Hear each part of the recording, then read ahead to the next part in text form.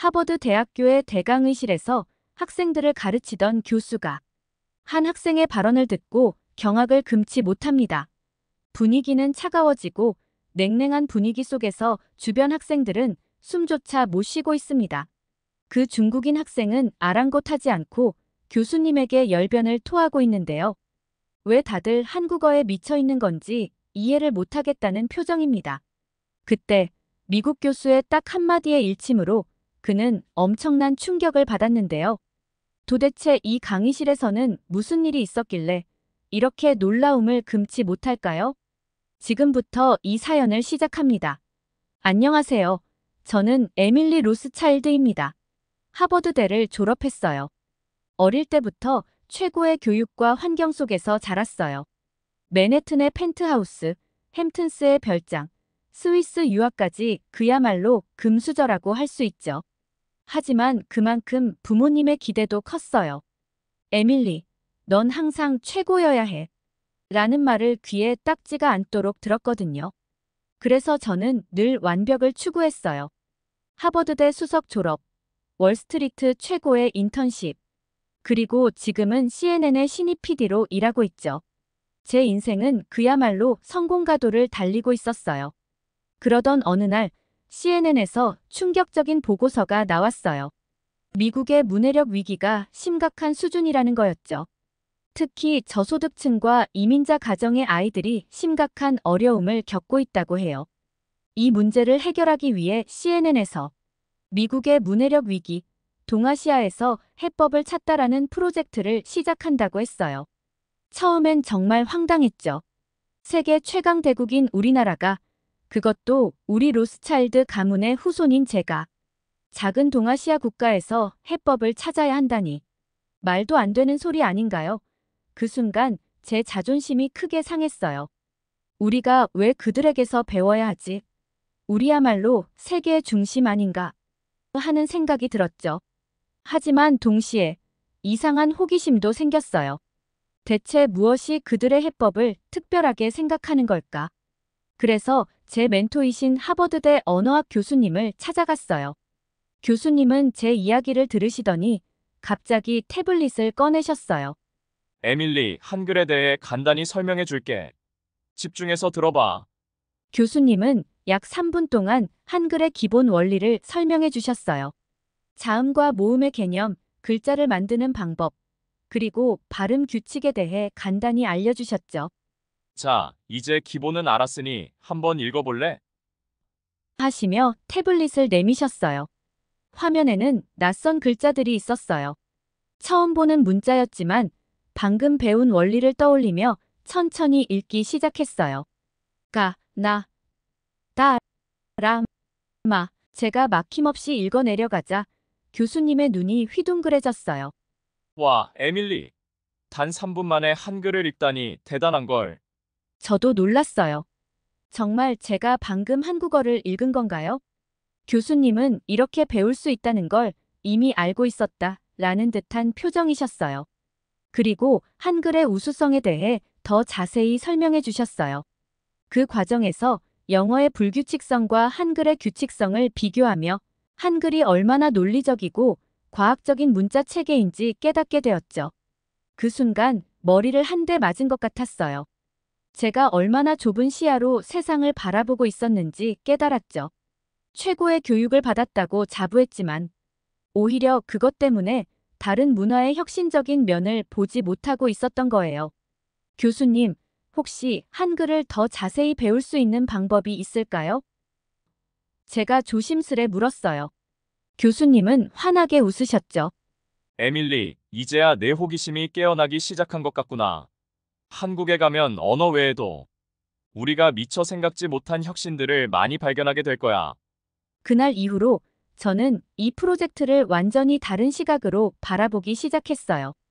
어쩌면 제가 상상도 못한 새로운 세계를 열어줄 열쇠가 될 수도 있겠다는 생각이 들었거든요.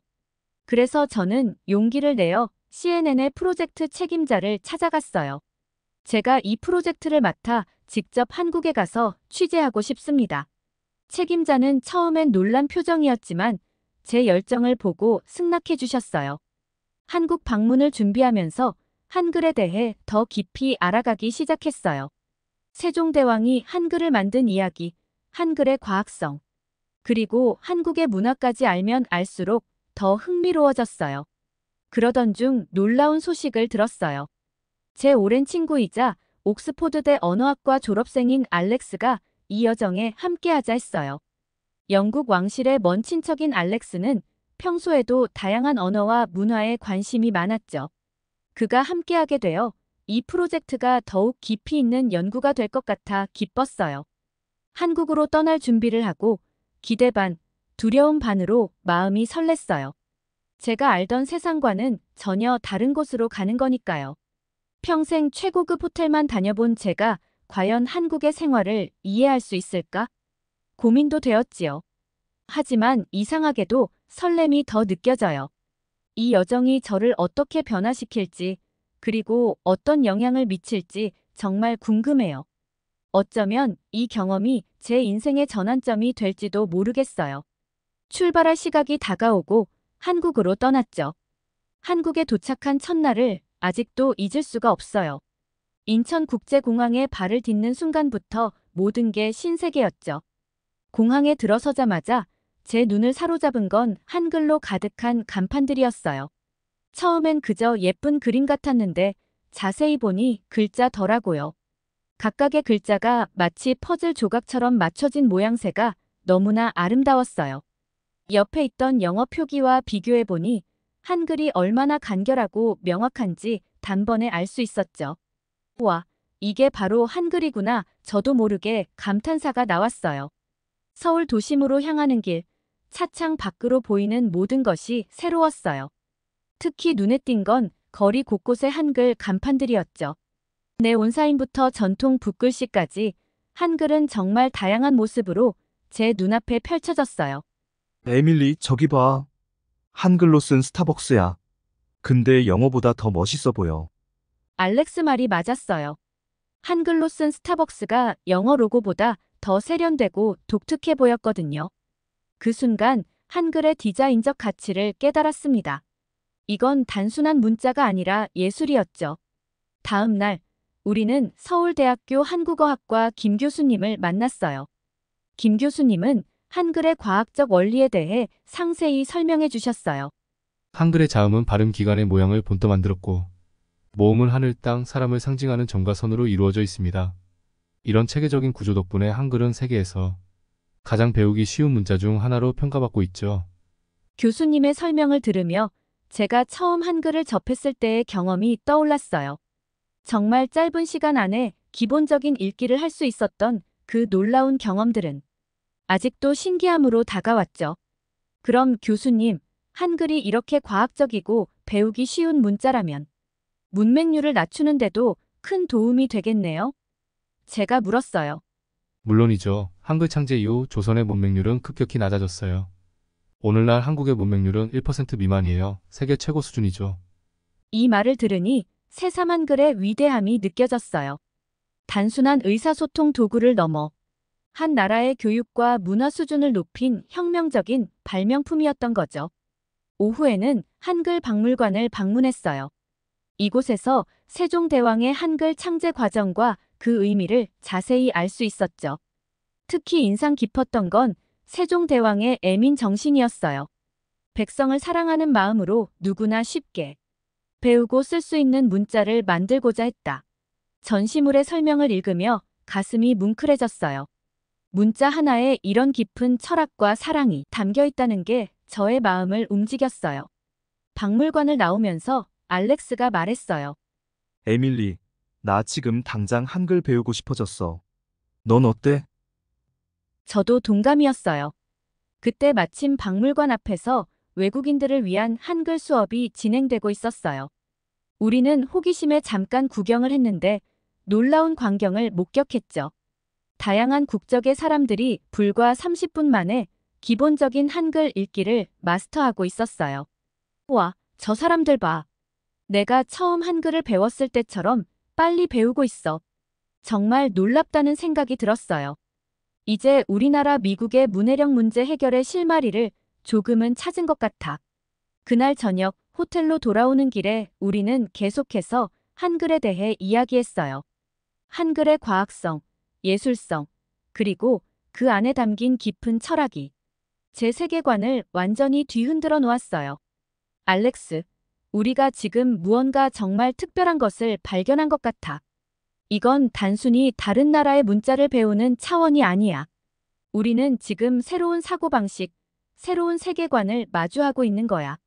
호텔 창밖으로 한글 간판들이 반짝이는 서울의 야경을 바라보며 저는 이 여정이 앞으로 어떤 놀라운 발견들로 우리를 이끌어갈지 기대에 부풀었어요.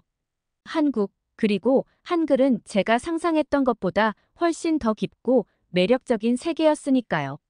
다음 날, 우리는 한국의 IT 기업들을 방문했어요. 한글과 현대기술의 만남을 직접 목격할 수 있었죠. 먼저 네이버라는 회사를 방문했어요. 실리콘밸리의 구글 본사를 떠올리게 하는 현대적인 건물이었죠. 하지만 내부에 들어서자 확실히 다른 분위기를 느낄 수 있었어요. 네이버의 AI 언어 연구소장님이 우리를 맞이해 주셨어요. 한글은 AI 시대에 큰 장점을 가지고 있습니다. 그의 말에 저는 궁금증이 생겼어요. 어떤 점에서 장점이 있죠? 제가 물었죠. 한글은 형태소 분석이 매우 용이합니다. 이는 자연어 처리에 있어 큰 이점이 되죠. 예를 들어 같다라는 단어를 AI가 분석할 때 가다의 과거형임을 쉽게 인식할 수 있어요. 그의 설명을 들으며 영어의 불규칙 동사들이 떠올랐어요. 고의 과거형이 웬트라는 걸 AI에게 가르치는 건 훨씬 더 복잡할 거예요. 다음으로 우리는 카카오를 방문했어요. 이곳에서는 한글의 디지털 호환성에 대해 배웠죠. 한글은 디지털 환경에 최적화되어 있습니다. 카카오의 UX 디자이너가 설명해 주셨어요. 사각형 모양의 글자, 구조 덕분에 다양한 화면 크기에 쉽게 적응할 수 있죠. 이는 모바일 시대의 큰 장점입니다. 실제로 그의 말을 증명하듯 카카오톡 앱에서 한글 메시지가 얼마나 깔끔하게 표시되는지 볼 수 있었어요. 영어나 다른 언어들과 비교했을 때 확실히 가독성이 뛰어났죠. 특히 놀라웠던 건 음성 인식 기술이었어요. 카카오의 AI 비서 헤이 카카오의 데모를 보여주셨는데 한국어 명령을 거의 100% 정확도로 인식하더라고요. 한글의 규칙적인 발음 체계 덕분에 음성인식의 정확도가 매우 높습니다. 연구원의 설명에 고개를 끄덕일 수밖에 없었어요. 이어서 다음 날 우리는 삼성전자도 방문했어요. 여기서는 한글과 스마트폰의 만남을 볼 수 있었죠. 우리의 한글 키보드는 세계에서 가장 빠른 입력 속도를 자랑합니다. 삼성의 엔지니어가 자랑스럽게 말했어요. 자음과 모음을 조합하는 한글의 특성을 활용해 더욱 효율적인 입력 시스템을 만들었죠. 실제로 시연을 보니 한글 입력 속도가 영어보다 훨씬 빨랐어요. 이건 정말 놀라운 발견이었죠. 마지막으로 우리는 LG AI 연구소를 찾았어요. 이곳에서는 한글을 활용한 감성 분석 기술을 선보였어요. 한글의 조사와 어미는 감정을 더욱 섬세하게 표현할 수 있게 해줍니다. 연구원의 설명이 이어졌어요. 이를 통해 우리의 AI는 텍스트에 담긴 감정을 더 정확하게 분석할 수 있죠. 이날의 방문을 통해 저는 한글이 단순히 아름답고 과학적인 문자 체계를 넘어 현대 기술과 만나 무한한 가능성을 지니고 있다는 것을 깨달았어요. 알렉스와 저는 호텔로 돌아오는 길에 열띤 토론을 벌였어요. 에밀리, 이건 정말 대단해. 알렉스가 흥분된 목소리로 말했어요. 실리콘밸리의 기술력도 뛰어나지만 한글이라는 무기를 가진 한국의 IT 기술은 정말 특별해. 맞아, 알렉스. 우리가 미처 생각하지 못했던 언어의 힘을 오늘 직접 목격한 것 같아요. 이건 단순히 기술의 문제가 아니라 문화와 역사가 만들어낸 결과물이에요. 호텔 창밖으로 반짝이는 서울의 야경을 바라보며 다시 한번 이 여정의 중요성을 실감했어요. 한글과 현대 기술의 만남은 단순히 한국가의 발전을 넘어 전 세계 기술 발전의 새로운 지평을 열어줄 수 있을 것 같았거든요. 알렉스, 우리가 지금 정말 중요한 것을 발견한 것 같아요. 이걸 어떻게 하면 우리나라에도 적용할 수 있을까요? 알렉스는 잠시 생각에 잠기더니 대답했어요. 글쎄, 에밀리, 그건 우리가 앞으로 더 연구하고 고민해봐야 할 문제겠지. 하지만 한 가지는 확실해. 우리는 이제 언어와 기술을 바라보는 새로운 시각을 갖게 된 거야. 저는 고개를 끄덕였어요. 한국에서의 시간이 흐를수록 저는 우리나라 미국을 새로운 시각으로 바라보게 되었어요. 특히 언어와 교육 시스템에 대해 많은 생각을 하게 됐죠. 먼저 영어의 철자법에 대해 다시 한번 생각해 보게 됐어요. 발음은 전혀 다른데 철자는 비슷한 것들이 많아 혼동되기 쉽죠. 반면 한글은 소리 나는 대로 쓰고 쓴 대로 읽을 수 있어요. 이런 체계성이 부럽더라고요. 이때 우리나라의 이민자들이 떠올랐어요. 그들이 영어를 배우는데 얼마나 힘들어하는지, 그리고 그것이 그들의 사회 적응과 성공에 얼마나 큰 장벽이 되는지 말이에요. 만약 우리나라의 문자가 한글처럼 배우기 쉬웠다면 이민자들의 삶이 얼마나 달라졌을까요? 제 질문에 알렉스도 깊은 생각에 잠겼어요. 우리는 미국 교육 시스템에 대해서도 비판적인 시각을 갖게 됐어요. 한국의 공교육은 모든 학생이 평등하게 높은 수준의 교육을 받을 수 있도록 설계되어 있더라고요.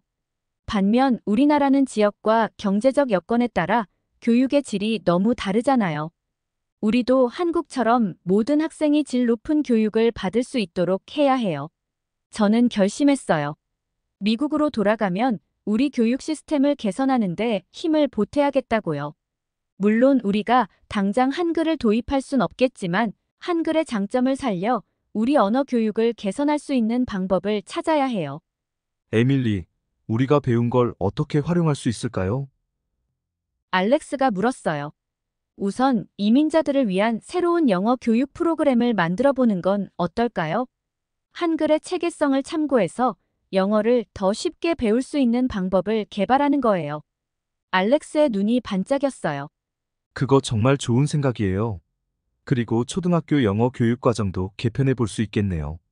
우리는 밤늦도록 이야기를 나눴어요. 한국에서의 경험이 우리나라를 더 나은 곳으로 만드는데 어떻게 도움이 될 수 있을지에 대해서요. 이제 한국에서의 여정도 거의 끝나가지만 사실 우리의 진짜 여정은 이제부터 시작인 것 같아요. 미국으로 돌아가 우리가 배운 것들을 어떻게 적용할 수 있을지 정말 기대되네요. 한국에서의 놀라운 여정을 마치고 미국으로 돌아온 지 벌써 몇 달이 지났어요. 그동안 정말 많은 일이 있었답니다. 먼저 우리가 한국에서 촬영한 다큐멘터리가 완성되어 CNN에서 방영되었어요. 한글, 미래를 여는 문자라는 제목의 이 다큐멘터리는 방영 즉시 엄청난 반향을 일으켰죠. 시청률은 폭발적이었고 소셜미디어에서는 관련 해시태그가 연일 트렌드에 올랐어요. 특히 교육계와 언어학계의 반응이 뜨거웠어요. 미국 교육부에서는 공식 성명을 통해 우리의 언어 교육 시스템을 재고해 볼 필요가 있다고 밝혔고, 미국 언어학회에서는 긴급 학술 대회를 열어 한글의 원리를 영어 교육에 적용하는 방안을 논의했답니다. 미디어의 관심도 폭발적이었어요. 타임지는 특집 기사를 냈고 미래에 대해서도 심도 있게 다뤘죠. CNN 다큐멘터리 방영 이후 제 인생은 180도 바뀌었어요. 미국 교육계에 큰 파장을 일으켰고 놀랍게도 제 모교인 하버드 대학교의 교수로 발탁되었죠. 첫 강연 날 강의실은 학생들로 가득 찼어요. 한글의 과학성과 예술성에 대해 열정적으로 강의하고 있었는데 한 중국 학생이 갑자기 손을 들었어요. 그녀는 중국 상류층 중에 한 명으로 학교에서는 익히 유명한 학생이었죠. 그녀는 어딜 가나 중국인에 대한 자부심이 큰 학생이었기 때문에 어느 강의에서도 아무 말이나 하는 유명한 학생이었죠.